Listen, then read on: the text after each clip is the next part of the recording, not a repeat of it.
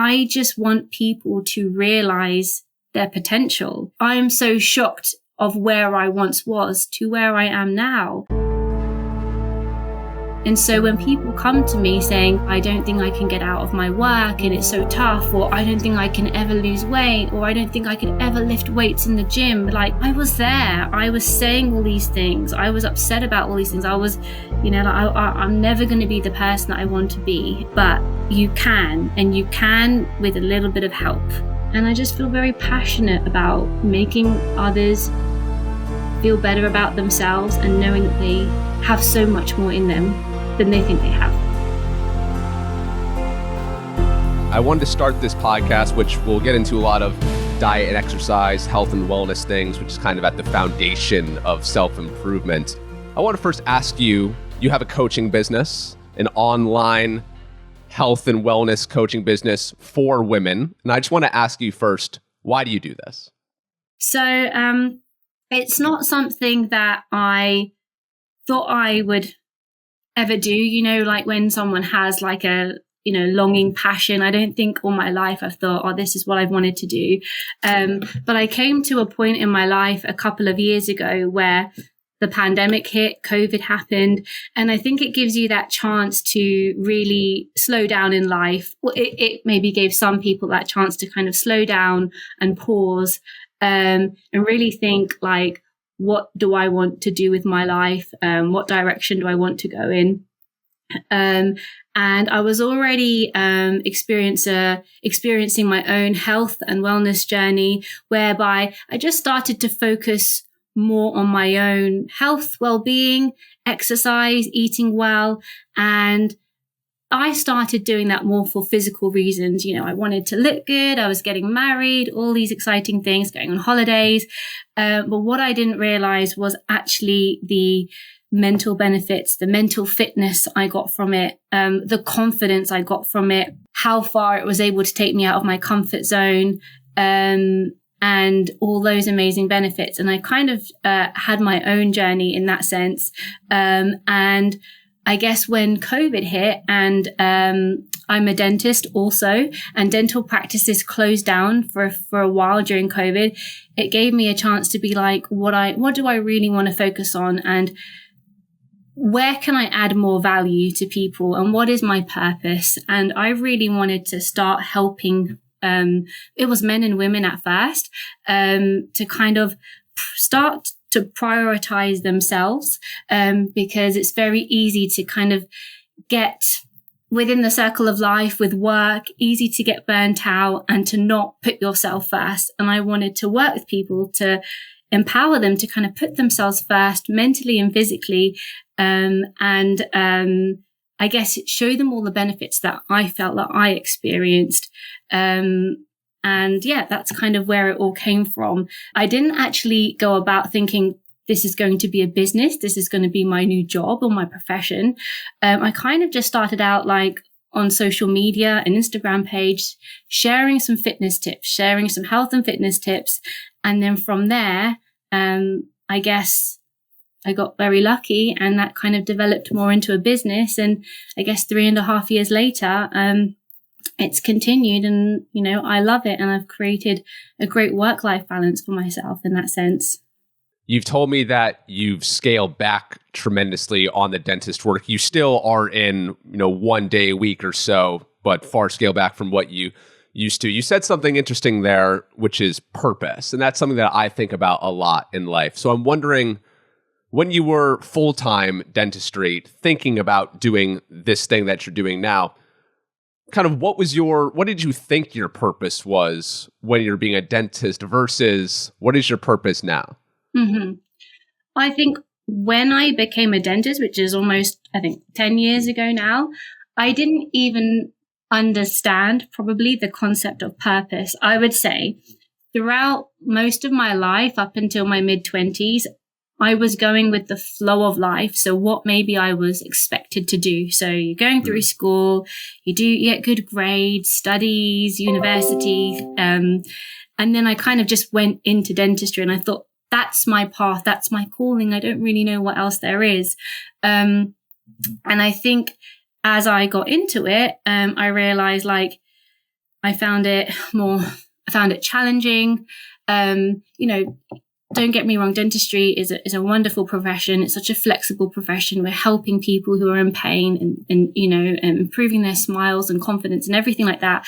But I don't think it felt like my calling. But at the time, I guess I didn't know anything different. In fact, when I got into my first few years of being a dentist, I thought I had to copy what everyone else was doing, which was maybe go into study more. And I was doing a diploma in restorative dentistry. So kind of advancing myself in that field. And it was only when I hit around 24, 25, you can call that like maybe a midlife crisis. I don't know what it was, but it's that time of life where I'm sure you've heard people say where I feel lost. I don't know who I am. I'm trying to find myself. I would come home from work feeling unhappy. I remember coming home and crying to my mom, this is really tough. I'm burnt out. And slowly, I did start to scale back my days. I went from 5 days to 4 days to 3 days. So I gave myself permission to cut back. And then I think as I did that, that's when I started prioritizing myself in terms of health and fitness. And I think secondary from that, you just start to learn more about yourself. The self-awareness increases. What do I want from life? And then that took me to kind of understanding what my purpose could be or what I was really good at. But I don't think until my mid-20s, I really knew that. I just went with the flow of what I was supposed to do as an Asian female kind of, being a dentist kind of thing. So when you started making these small changes to your life during your mid-20s, where did you start? How did you connect to your health and wellness back then? I think when I felt lost, I reached out for 2 different types of support. So I kind of started some therapy and some kind of counseling in that sense, where I could kind of work with someone to help me figure what I was going through and all these changes mentally that I was going through. That was kind of one side of things. And then I hired myself like my own health and fitness coach, where I was like, I want to feel my best ever physically, fitter, stronger. I want to get in the gym. I want to lift weights. So I just started by asking for help because I didn't know how to do it myself. I think I was stuck on my own in a way that I was just in a bit of a bit of a rut and anxiety and things like that. And the only way that I was going to get out of that is saying, hey, I think I need some support here, which I think is a brave thing to do, not necessarily, a weak thing to do, which I maybe thought at the time, you think, oh, I can't do something, or I don't know how to move forward. And everyone feels like they've got it together. But I think one of the bravest things to do is just to put your hands up and say, I think I need some help. I think I need some support. And I continue to do that. And I did that. And it's been amazing just to be able to have someone to work with like that. A lot of people who are just starting on a health and fitness journey, whether they're just starting exercise, they're just dieting or whatever else. A lot of people come in with a lot of motivation and they're very inspired, but as I'm sure you often see with your business, it can dwindle pretty quickly. So I'm wondering, did that happen for you at all? I guess I completely understand in terms of motivation. And I think I probably learned that you can't rely on motivation alone, which is what I work with in terms of my clients. And I think that it's really understanding the deeper rooted reasons of why you're doing something, why you've chosen to do something, and then always kind of keeping that at the focus of your mind, because there's going to be days that you don't feel motivated at all. 50% of the time, I don't feel fully motivated, but that doesn't mean I don't want to carry on. If I kind of go back to my why am I doing this? Why did I decide to do this? Then that's what I guess keeps me going. So on the coaching side of things, it's one thing to care for your own health and wellness. I mean, that's a full-time job. Now you want to help other people kind of realize what you once realized. Why did you want to do that rather than just focus on yourself? Because I always thought, I can't. I always thought, I can't do this. I am never that person who could do this. I am so unconfident. I could never do that. So for me to be able to then say, I am doing this, I can do this, I'm doing more than I've ever thought of. I just want people to realize their potential. I am so shocked of where I once was to where I am now. That shocks me. And so when people come to me saying, I don't think I can get out of my work and it's so tough, or I don't think I can ever lose weight, or I don't think I could ever lift weights in the gym, like, I was there. I was saying all these things. I was upset about all these things. I was, I'm never going to be the person that I want to be. But you can, and you can with a little bit of help.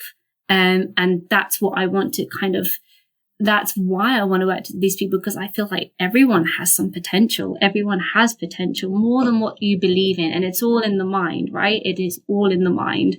And I feel I've been on quite a long, mind journey in that sense. And I just feel very passionate about, making others feel better about themselves and knowing that they have so much more in them than they think they have. I think that's why you and I get along so well, and why I have so much respect for you, because literally what you just said is my mission, is my why as well for this podcast or my writing. Everything that I'm doing is based around, I, like you, I've been obsessed with health and wellness pretty much my entire life, but really in the last 5 to 10 years as well. My life is so good. I wake up every day and I feel amazing. I feel physically amazing. I feel so grateful. Like, I love my life. And so many people hate their lives. Yeah. And I feel like, obviously, it's difficult to change your life, but I just feel if I can awaken people and shake them to realize that your life doesn't have to be this bad. You don't need to physically feel as gross as you do every day. There are ways to feel so much better and happier and have stronger relationships if you just take some accountability and just make some small changes to your life. And so I can struggle with empathy sometimes. And I wonder, like, why can't people just understand that? Don't you work out and just feel so much better? Don't you eat vegetables and just feel so much better? And when you sleep for 8 hours, don't you just feel so much better? Why wouldn't you want that all of the time? So why don't people want that all of the time? I don't get it. But you've been there on both sides, right? You've been there probably like me, like where maybe you didn't think you could. And sometimes we sit there feeling sorry for ourselves. Like, I love reflecting and journaling. And I think there was a point where I'd be like, I don't think I can do this, or life is hard. And then you just get that light bulb moment saying, well, your loved ones or your mom or your dad or your husband or spouse can't help you. Only you can help you. Only you can help yourself. And then, I think that's kind of always what keeps me going, that I'm the only one that can make a change. When you're working with your clients and they're kind of at that stage of, okay, I've hired you, what does kind of the process look like from there? Mm-hmm. Okay, so once we've kind of decided to work together, we get on a call where we really discuss their personal goals and their challenges. So what they want, I kind of say, what do you envision for yourselves? Where do you want to be? What's your kind of end goal? And then what stopped you from getting to that end goal in the past? What's your biggest challenges? So for example, it might be, I want to lose weight, but I don't have the time, or I never last more than 2 weeks on a diet. And then we kind of dive into that. Or it's, I want to feel stronger in the gym, but I'm too scared to go into the weights area and I don't know what I'm doing and I don't have a lot of time. So we kind of I kind of have a really good understanding on their background, their lifestyle, what they want to achieve. And then based on that, I can create, I guess, a a personalized plan around the food and nutrition aspect. So making sure they're eating the right foods, fueling their body with the correct foods that they need to achieve their goals. We work on exercise and movement. We also work on like sleep, stress management, hormones and things like that. All of these things can play a big part to kind of the whole journey. So it's a very holistic approach I take with clients, but it's not just one plan I give and then here you go. I kind of give them their kind of plans initially, and then we kind of check in with each other daily, weekly, to make sure how they're managing to follow everything, what their challenge is, what's coming up for them. Is it a work event? Is it this and that? So it's kind of like how to navigate through, I guess, a plan, but with real life stuff happening, right? It's not just like a 3-month diet that you have to follow meticulously. It's like, how do we make this more of a lifestyle kind of solution rather than just a short-term quick fix? Losing weight is something that a lot of people want to do. It's a very common health goal in the US and in the UK as well. Kind of, if someone comes to you and says that they want to lose weight, what treatment plan do you prescribe for that? I guess I first want to understand like their reasons about why they want to lose weight, what it would actually mean to them. So I kind of understand, is it for you? Is someone else making you do this? Is it, just first of all, understanding in that way. But in terms of like weight loss, I guess one of the key things to focus on is your nutrition. So it's not necessarily about what you can't eat. It's about how much you're eating. So more about portion sizes. So people think I have to eat really healthy. I have to eat, salads or soups or superfoods to lose weight. And that's a little bit misleading. You can eat some chocolate, you can eat some chips, you can eat some salad, you can eat all of these things. It's doing that in moderation. So I guess I work with them very closely, look into their current kind of eating habits and make tweaks within their current eating habits, whether it's via a bit of a meal plan or something like that, to ensure that they're eating correctly to lose weight. So that would kind of be the first thing. And I guess with the nutrition side of things, it links a little bit into mindset and habits around nutrition. So some people might be stress eating, emotional eating, and they don't even realize that they're eating more, and that's contributing to their added weight loss. So I can't just focus on giving them a meal plan and set portions. We've also got to dive into certain habits as well and make sure that we're kind of working on those alongside. So nutrition plays a really big part, and movement and exercise. I'm a really big fan of strength training, but whatever my client enjoys, whether they want to do strength training, a bit of cardio, they enjoy classes, I want to make sure that they actually enjoying their kind of coaching process. So I include exercise that they enjoy, but I do put more of a focus on strength training because there's so many health benefits in terms of lifting weights and incorporating that in their lifestyle. With weight loss, there's all sorts of mental things associated with it as well, especially for women. I can't tell you the number of conversations I've had with women, both on this podcast and off of this podcast, who really put a lot of their self-worth into that number that they see on the scale. How do you, because in addition to knowing everything that you need to know for exercise and nutrition, you're also in part a therapist as well, because you're often dealing with some very deep-rooted mental problems when you're talking about weight loss. So I'm just wondering how you go about navigating that, and do you often see in the people that come to you some issues that go beyond just wanting to lose weight? It's more mental. Yeah, a lot of the time it is mental, and people and clients come into me very focused on a scale weight number. I think like it almost feels like the scale weight number, they feel maybe the scale weight number will define their progress, or, the lighter that I am, like the better that I am in terms of that, in that sense. And I think I used to be like that as well. So in one way, I feel like I can handle it well with my clients because I've been there before. So I can be relatable. In terms of how to manage it, we don't really just focus on weight and scale weight.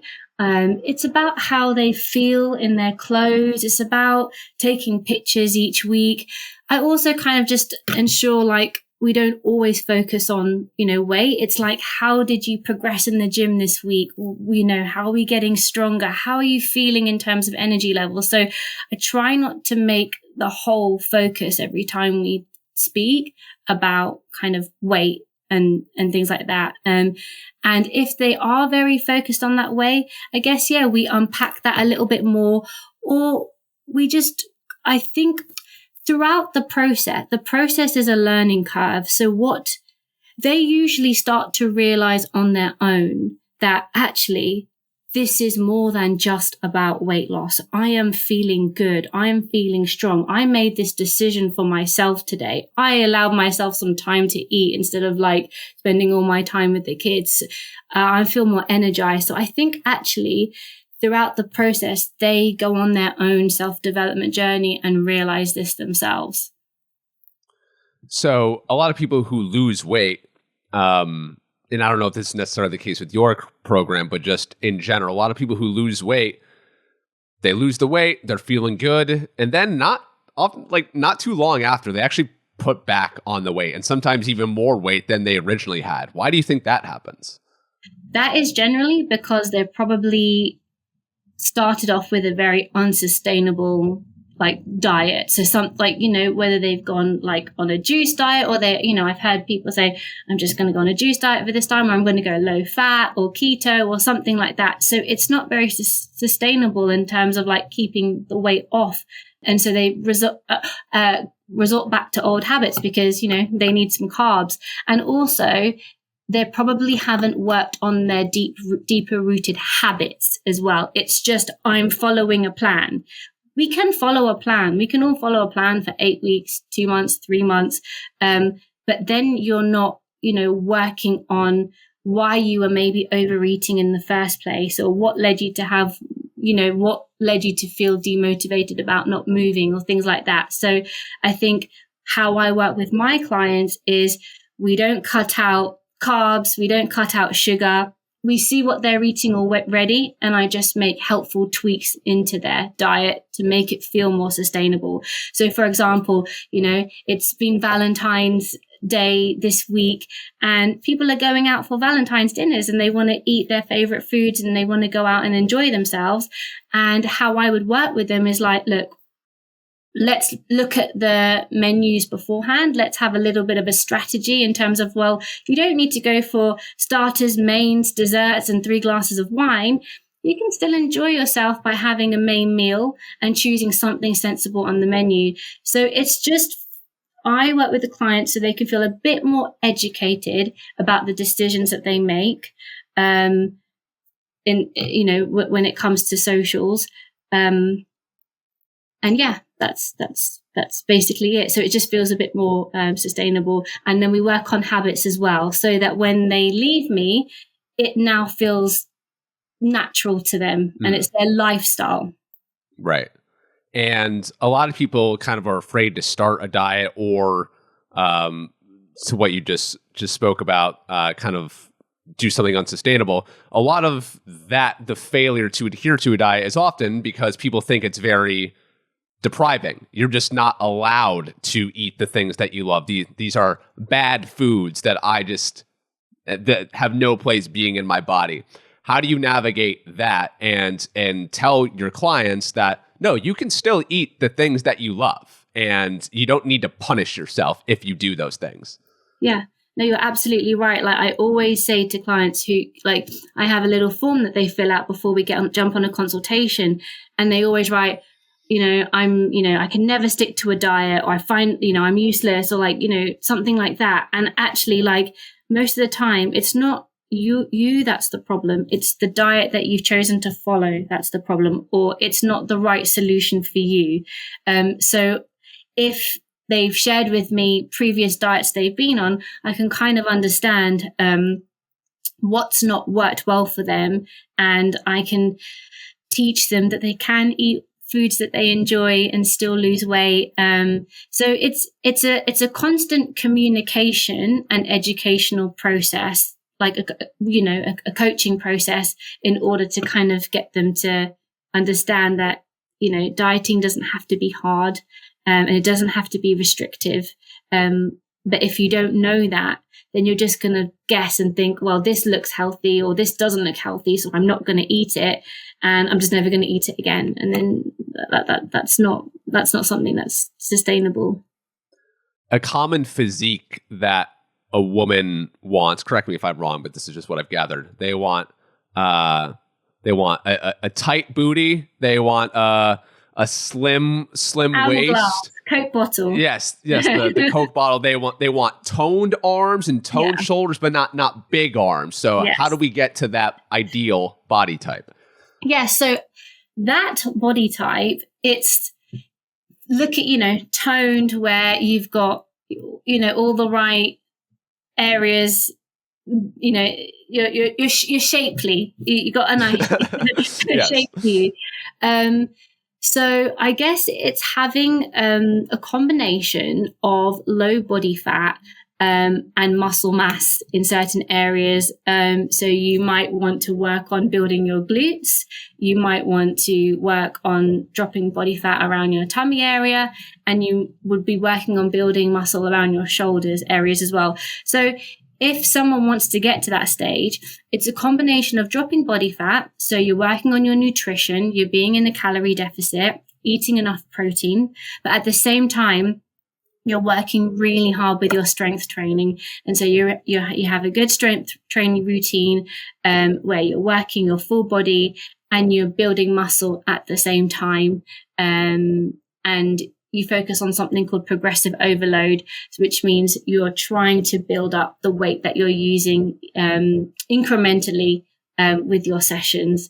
So it's a combination of strength training, eating correctly, and understanding that it takes time. This is not going to happen in 2 to 3 months. It doesn't take too long to drop body fat. Takes a lot longer, especially for women, to build muscle. So it's just about being patient and consistent. It's simple things that you need to do. You just need to keep doing it for a long period. The most common excuse in the world for any type of behavioral change is, I don't have time, Sonayna. Yeah, I want to have that healthy meal. I don't have the time to go get the ingredients. I don't have time to prepare them. And then I don't have time to clean all the dishes required to make that thing. I don't have 60 to 90 minutes to go use in the gym. That's crazy. I have to do X, Y, and Z. When people say that to you, what do you respond with? I even had that in a check-in this week, which is like, because I asked, is there anything more I can help you with for this week? And someone said, can you add more time to my life? And I think we always want more time. We're so busy with everything, with work, with home life. It's really about how to make the most of the time that we have already. And sometimes I think it just comes to a point of not being as educated in certain things. Like, we think that we need time to eat healthy. We're going to be eating anyway. We're going to be cooking, washing anyway. It's just understanding and having that education or a little plan to follow in terms of actually, what do I need to do to eat healthy? So I think it comes a little bit in terms of just knowing what you need to do and just making a direct swap in that way. But I'm also a really big believer of planning, scheduling. If I'm just thinking about what I need to do on the day that I need to do it, it's not going to happen. If I say to myself, tomorrow I'm going to go to the gym, I need to know what time I'm going to the gym, then what time I'm setting my alarm clock to go to the gym. I probably need to get my gym clothes out. So I think it's about planning, preparation, and I actually like to write everything down. So I'm almost visualizing the next day, visualizing the week ahead. You're almost telling your brain beforehand, I am going to do this, rather than on the day, I probably need to get my workout and like I probably need to get my workout in today. I'm sure it will happen somewhere. No, it's not going to happen if you don't plan it in. So I think you just need to be a little bit more specific and meticulous with your time. That's the first thing. And the second thing is sometimes we feel like if we don't have the full 45 minutes to go to the gym, we won't go to the gym. So it's kind of like that all or nothing mentality. If you have 15 minutes, use those 15 minutes to move and exercise. It doesn't have to be perfect. You're still going to be moving forwards in the right direction. So what I would say in terms of 2 pieces of advice is A, plan and schedule the day before, the week ahead, write things down, visualize what's happening. And B, don't be afraid if things aren't perfect. Something is always going to be better than nothing within that time. If you were the Queen of England, which some might argue that you already are, if you were the Queen of England with absolute power over the UK, and on one day you had the ability to decree that everyone in the UK make one lifestyle change to improve their lives, which would then, if you're improving everyone's lives, you're improving the UK economy and just overall lifestyle. What would that one change be, or that one lifestyle behavior be that would be more important than anything else that you could say? It's going to sound quite simple, quite basic, but I think it can be quite powerful. And it's walk more, right?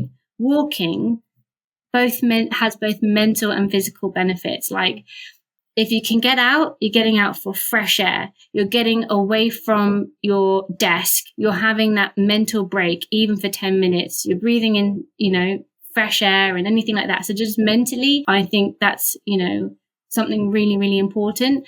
And then the power of just even getting 10,000 steps, 8,000 steps in a day, in terms of weight loss or feeling healthier and fitter, increasing longevity of life and things like that. That's so important and amazing too. So I think something that hopefully everyone can try to do is just walk more. And what I would say is kind of like look at how much you're already walking already. So if you've got your Fitbit or your step counter and you notice you're doing like 3,000 steps a day, that's fine. That's absolutely fine. Focus on adding another 1,000 to that for the week ahead. That's another 10 minutes of walking, and then maybe another 10 minutes after that. And soon you'll get to a point where like, oh my God, how am I going to fit this in? And again, it's having that schedule, plan, routine. And I think that's and something that just kind of keeps you grounded for the day. So even getting a 10-minute walk in the morning can have amazing benefits before you've even started your day, or a lunch break. So I think that's something that everyone could try to do, which is literally walk more. But Sonayna, come on. A walk in the morning? The sun isn't coming up in London until like 8 a.m. right now. It's cold. It's dark, and the sun doesn't even come up sometimes, and often in London. Right here in New Hampshire, there's snow on the ground. It's 20 degrees Fahrenheit. I don't want to go out for a walk. Why would I want to do that?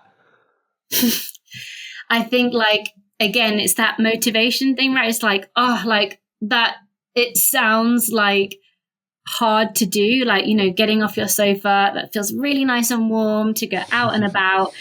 The doing comes first, the feeling comes after. I don't think you're ever going to come back most of the time from a 10-minute walk thinking, I really regret that. I should not have done that. Okay, fine. If your shoes literally soak through with loads of water from the rain, I get that. I've been there. Maybe you didn't want to do it then, but you're rarely probably going to regret getting some fresh air, getting a break. So I think it's really saying to yourself, I know it feels tough right now, but I'm going to feel so much better for it if I do it. I'm just that 10-minute break, that 5-minute break, if you're even not feeling so good in that moment, could really just help you make you feel a little bit better. It is incredibly important to do hard things. I've really been on this kick lately because as much as you don't want to do something, as much as you don't want to put your shoes on and go out for that walk in the cold when the sun isn't up or when you're really busy, you don't regret doing it. You feel so much better. And because you feel so much better, you get more confident. Oh, I can do something a little bit harder and a little bit harder. You get more confident. You feel better about yourself.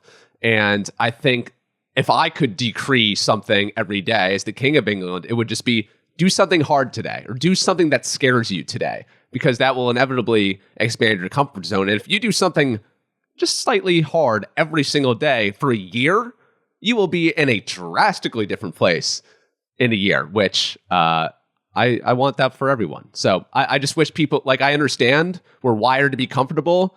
I've really been obsessed with evolution recently, and our ancestors just wanted to be comfortable. They wanted to survive the night. They wanted to survive the night from the warring tribes, from the elements, they just needed fire and shelter and food every day. They were in constant survival mode. And we are still in constant survival mode, even though our survival mode looks drastically different today. At the root of it, we just want to be comfortable. And a lot of people are very comfortable today. I agree with that. And yeah, I think that the only, where I've come from in my journey, the only way to see progress develop is you have to get uncomfortable to get comfortable. But we always want to feel like we want to protect ourselves, right? We don't want to feel that pain, maybe, but it's always going to bring something positive. There will always be positive from it. Yeah. And like I told you the last time we did this podcast, I said then that I don't really like lifting weights. Now, I like it more than I did then, but I still don't really like it. Anytime I go to the gym to lift weights, I kind of have that moment in my car before I go in.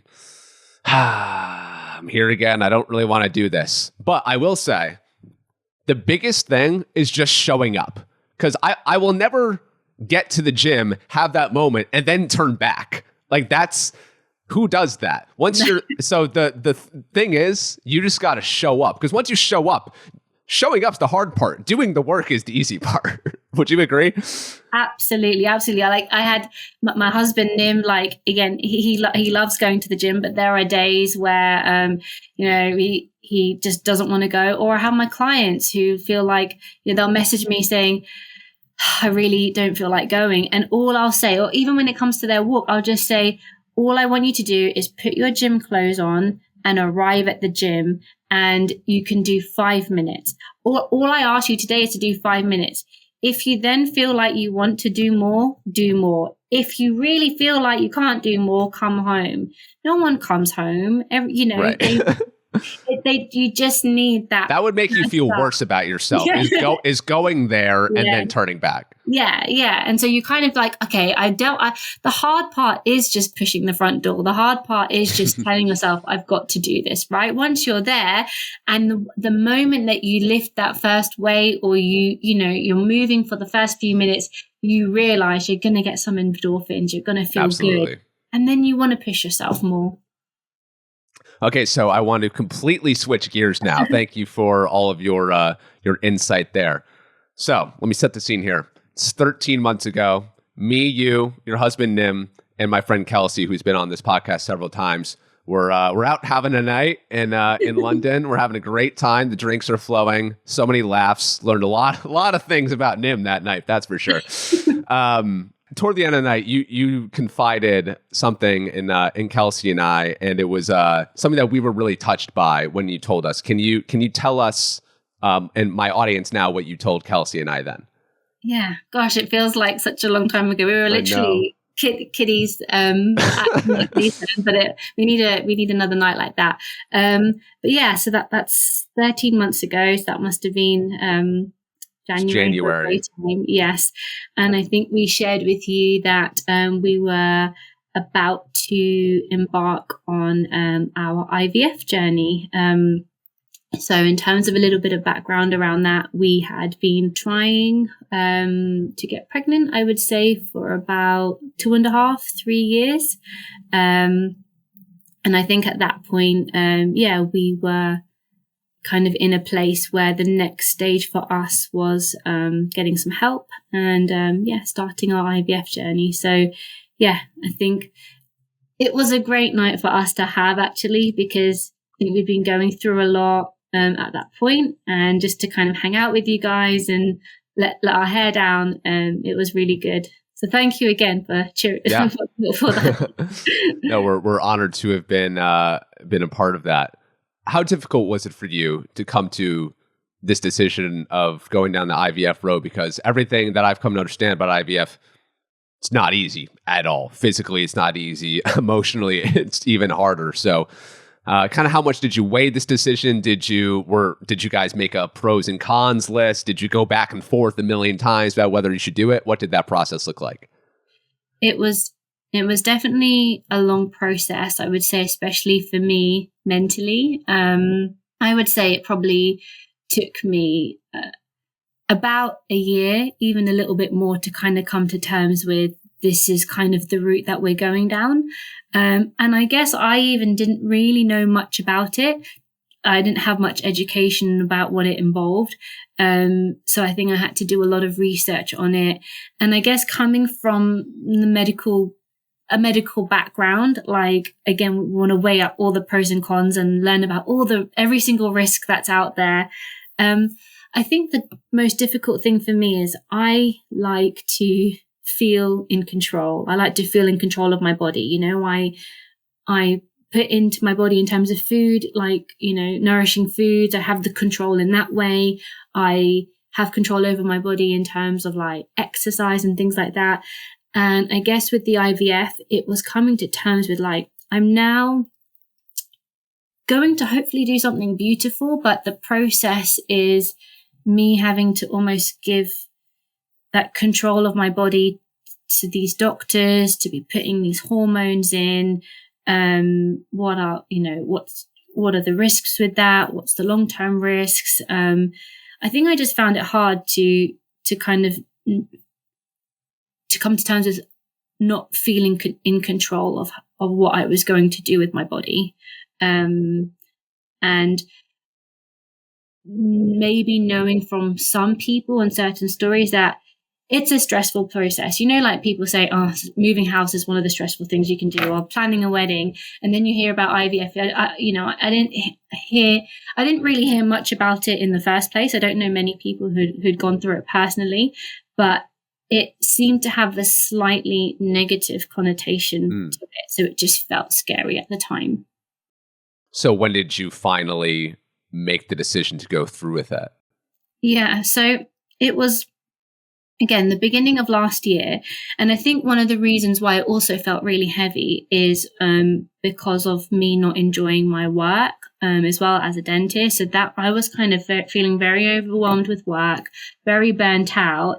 And at the same time, you know, I was kind of like in a place where like, oh my gosh, I'm going to have to go through IVF soon potentially. And I don't even feel physically and mentally, I feel in the right place to look after myself. How am I going to do all of this, and how am I going to be in the best position for all this? So that's when I actually decided to hand in my resignation at my dental practice and kind of say, I think I'm going to give up dentistry for a while. I didn't know whether it was for a while or whether it was forever, but I needed some time to just kind of look after myself. And then I think, again, when you have some time, your brain slows down. And I felt more mentally prepared around February time last year. Okay, I'm kind of ready to do this. And I was also working alongside like a therapist, just kind of like a clinical hypnotherapist, I guess, at the time.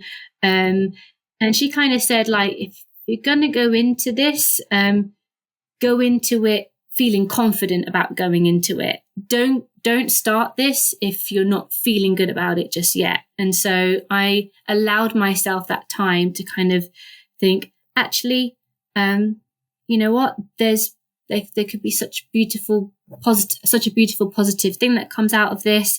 I think at this point, like me and Nim, we want a baby. This seems to be our next step. And I kind of just mentally prepared myself better for that by then. So I think I just needed time.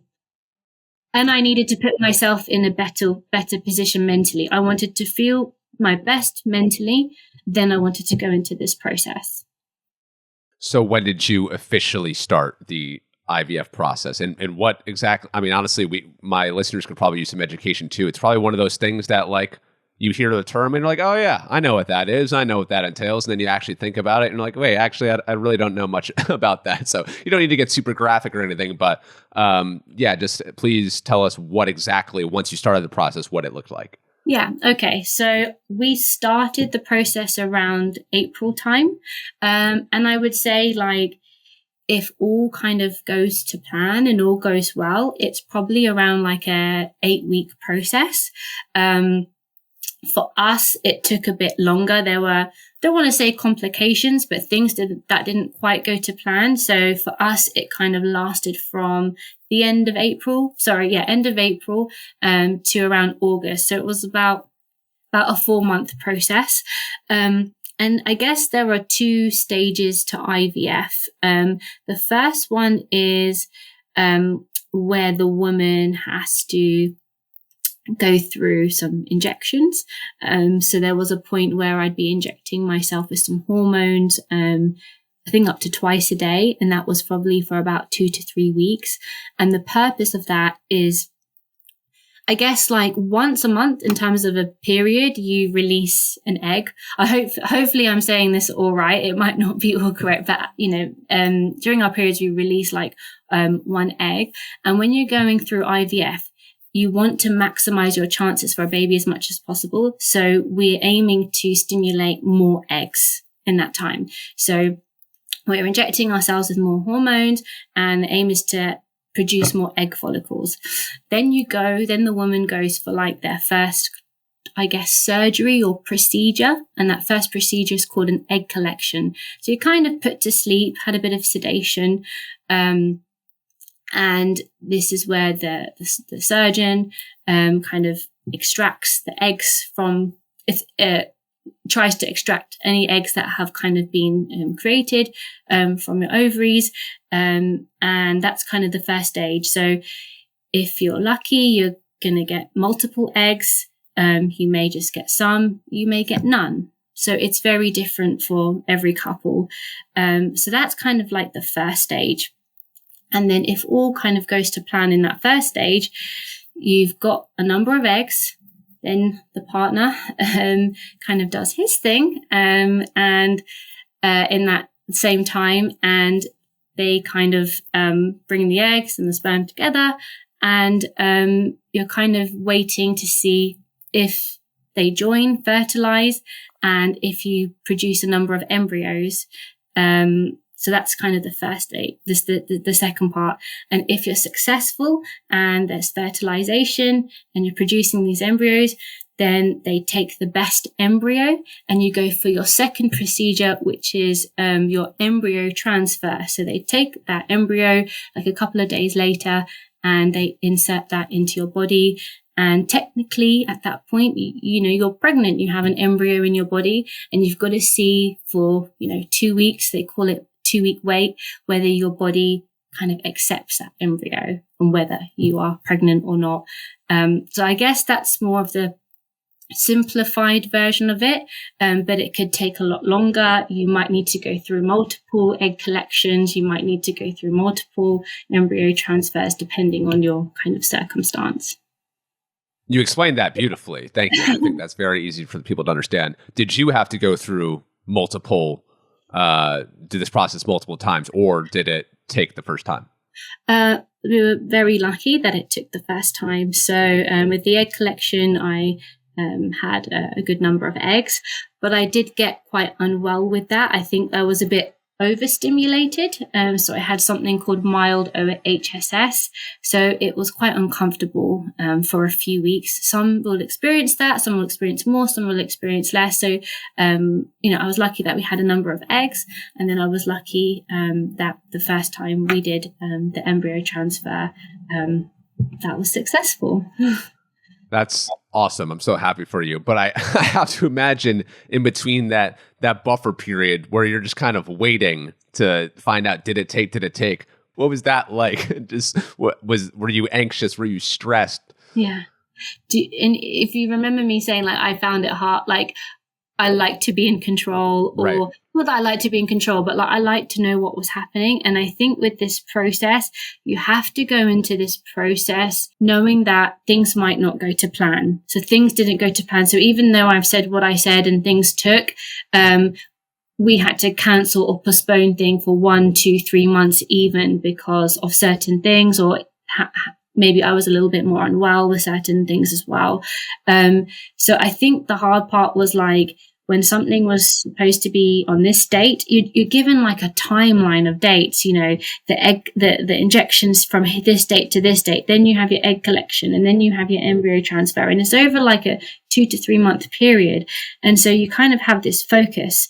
And then when things weren't going to plan, or I had to potentially take some more injections, that's the part that I found really tough, because I'm like, well, I couldn't quite see the end, or, you know, when is this going to kind of work? So that was tough, mentally, physically. I think that was uncomfortable for a couple of weeks.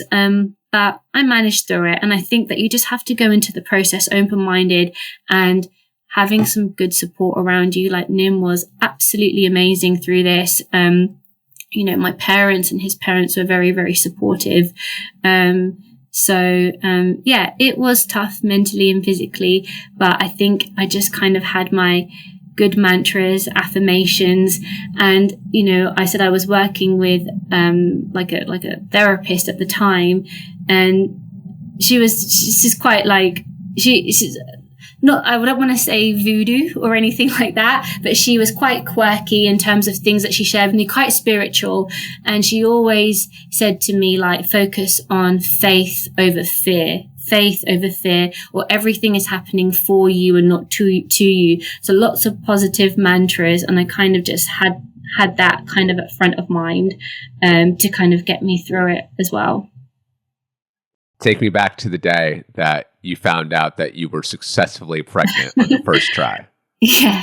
So what they do is they bring you back after 2 weeks, and usually you would do a pregnancy test at home if you're checking if you're pregnant. But for them, they wanted to do a blood test. So we went into London to our clinic. We did our blood test.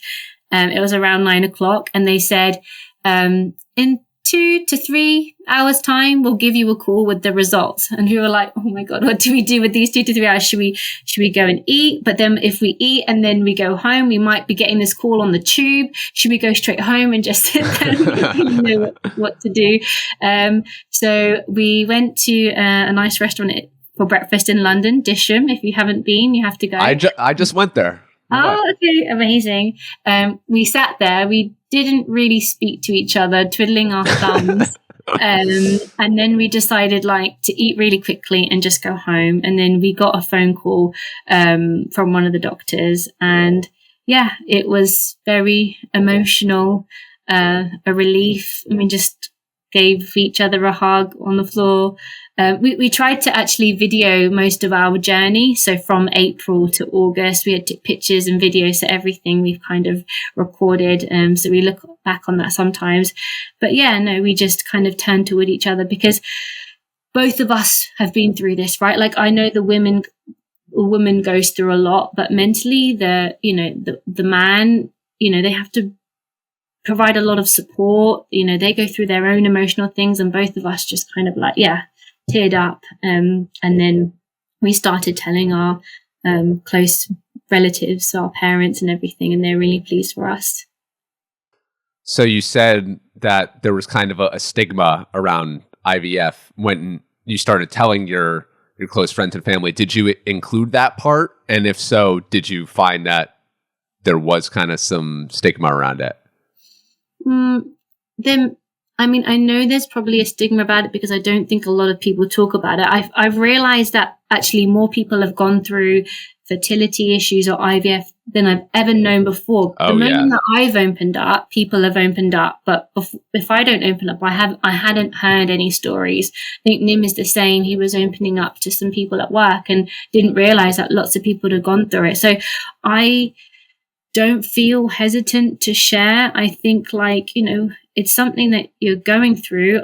I'm a believer of talking, sharing your experiences.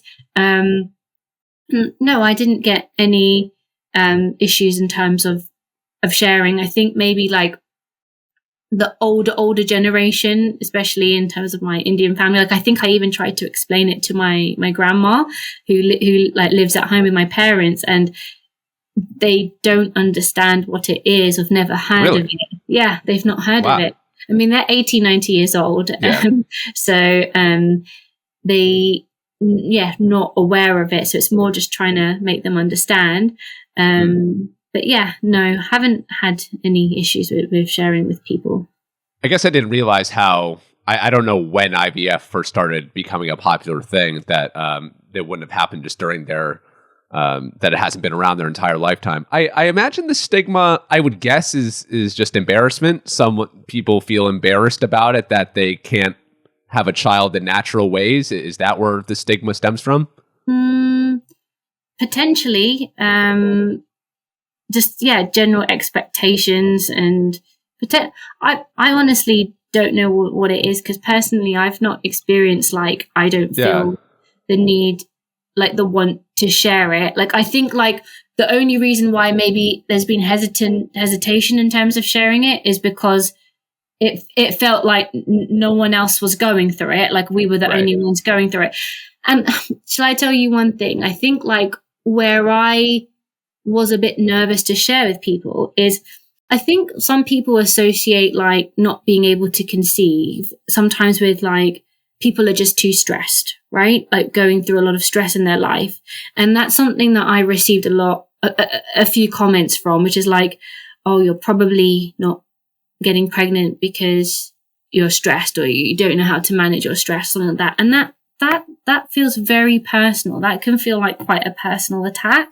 You feel like to blame, right? Like, because you're stressed, or you don't know how to control your stress. And, that's not going to be the case for a lot of people. There's underlying issues sometimes, or sometimes it's unexplained, or sometimes there's lots of different things that could be contributing to it.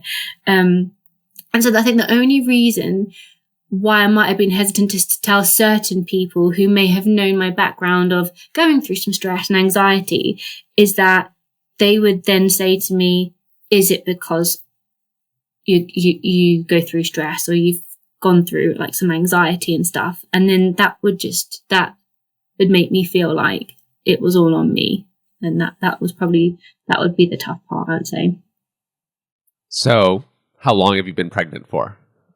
I have been pregnant for 7.5 months. So wow, far along. Yeah, since you saw me last month, we're big.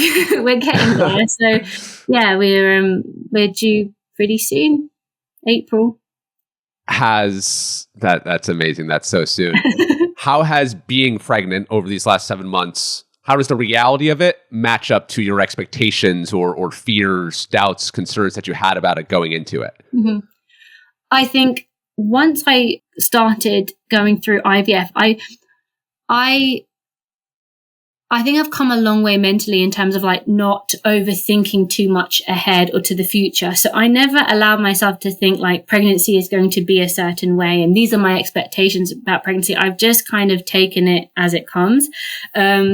It was a little bit tough at the beginning in terms of a lot of morning sickness, not feeling so well. Now I have a lot more energy. Well, I did have a lot more energy, and now I'm becoming a little bit more tired. I guess in terms of expectations, I didn't have any. It's a little bit inexplainable. Like, I think like I'm very excited to meet my new baby, but I've also really enjoyed being pregnant and just bonding with this baby inside me. And I was saying to Nim the other day, like, I feel like a lot more grounded in terms of when I'm feeling stressed in the day, I kind of like look to my bump and be like, actually, life is fine, or I don't want to put you through this stress, so we're good. Or it just feels like I'm not stressing about things as much as more, because I've got something way more important to be not worried about, but that's just more important. So it's just grounded me a little bit more in terms of being pregnant. I even talk to baby and bump and like kind of tell him about my day and things like that and how things are going. And it just kind of feels quite nice. Wow. That's so wonderful to hear you say that, because I feel like when women talk about being pregnant, it's a nightmare, something that they never want to do again. Yeah, like, don't get me wrong. Like I said, in the first 3 or 4 months, there was like vomiting every day and sickness. And, that part. and it was tough. And I think that, like, I've gone through that, then I've gone through this, and I'm sure like it's going to be like a continuation of a whirlwind of emotions. Like it's I think there's many things to come from it, but any negative feeling I'm having, I'm trying my best to reframe it in a positive way. That's like the amazing thing that I took out of my IVF. Like, I think I learned so much mentally and became mentally more resilient through my IVF that it's helped me along my pregnancy and some of the difficulties I faced. One thing I would say is we probably had a little bit more anxiety throughout the pregnancy, just because it felt like more of a miracle pregnancy, so we're being a little bit more protective. So there's been a few scares here and there, and we've gone to the doctors and things like that, but we're working our way through it. I think the most important thing is that me and Nim support each other mentally and are there for each other as much as we can, so we can lean on each other to help us through. Your entire life, it's just been all about you, and then you got married, then it's about you and Nim. Yeah. But you can't really prepare for being a mother. I think anyone I know who has become a parent before, they're just like, yeah, I don't know what I'm doing. And you just kind of learn on the fly. Have you been really able to think yet or process yet just how drastically your life is going to change overnight, literally? I think it's starting to hit me. I'm on like week 30 and I'm like, it's been all about me. And like, I don't mean like that in a selfish way. Like, obviously, like, it's been Nim and I, but like, I've always been very like, I need to put myself first, self-care and all of that. And like, it feels, I think it's going to be very new to know that there's like now someone else that's going to be my everything, my priority. But I think that having a good base for myself of my own self-care, I would hope that as much as I'm going to prioritize my baby and they're going to be number one, I'm still going to be looking after myself. That feels like the most important thing to me, that like I feel like hopefully I can go into this knowing that I'm going to be able to look after both of us. That's the main thing, because I know that so many people feel like it's all about baby and it's not about mother at all. I'm scared of that transition, but I've been scared about many things in my life and I've got through it. And so I can only hope that I can embrace this change too.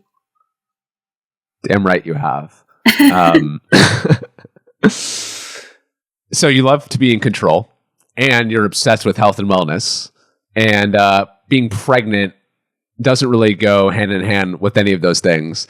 How difficult has it been for you, someone who is very good at controlling what they put in their body and controls what they look like, and is just obsessed with looking and feeling your best? When you're pregnant, a lot of that kind of goes out the window. So how have you been able to process all of that?